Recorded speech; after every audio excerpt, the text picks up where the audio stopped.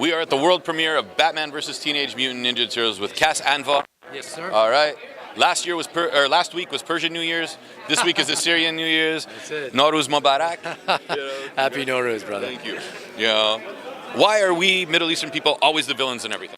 I know, right? We had an empire. You know that, right? We had a huge empire. And did you know that even the American Constitution comes from a great Persian king named Cyrus the Great? So Whose tomb is still in Iran? It is still in Iran, and his constitution is at the United Nations in New York City. So we weren't always villains. It's a very misunderstood culture. It's actually a very great, deep, and rich culture. What the good thing is actually that in the past few years there's a lot more depth and a lot more texture being given to the eastern part of the world now. There's a lot more interest in understanding it and digging into it, and I think people are starting to see a lot more richness there than maybe they had 10 years ago. And now you get to play. The Arabic pronunciation is Ras al-Ghul, which translates to head of the demon. So again, but still. Yeah, Ras al-Ghul as opposed to Reish. Right. Which apparently is the other pronunciation of this character. I love this character. He's always fascinated me, not just because he's a Middle Eastern character, but because he's managed to live for centuries and acquire all sorts of amazing information and experience, life experience. He's watched empires grow and crumble, and he's watched humanity, aspire and collapse. And that's a very, very powerful man to have seen all of this happen, and he's accumulated all this wealth and all this power, and he's on a very single mission to better the human race.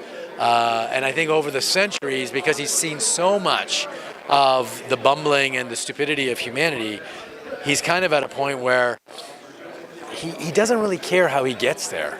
It's just a means to an end. So he'll do whatever it takes for the greater good, and that's a very interesting character. You can't really call him a villain. He's just a man on a mission. Right.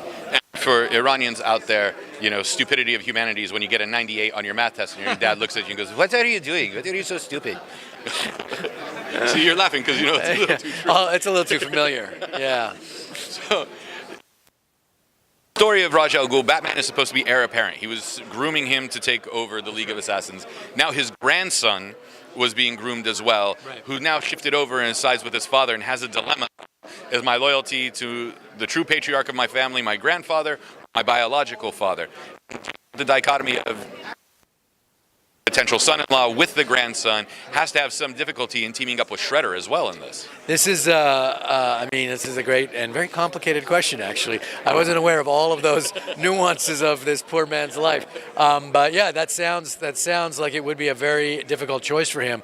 I think, honestly, the biggest difficulty that Ra's al Ghul has with teaming up with Shredder is that Shredder is a friggin' maniac, and Ra's doesn't suffer fools well, and he doesn't like to play with other people. Like, Ra's likes to be in charge. He's the head of the demon. He's someone who's used to running his own show, and for reasons you'll see in the movie, he's kind of obligated to work with Shredder, and let's just say Shredder's not the most easy person to cooperate with, and it's kind of hard to work with an insane person when you're at Ray's level of intelligence and planning. Like, he's always 3 or 4 steps ahead. And bring in the Joker on top of that. God help us.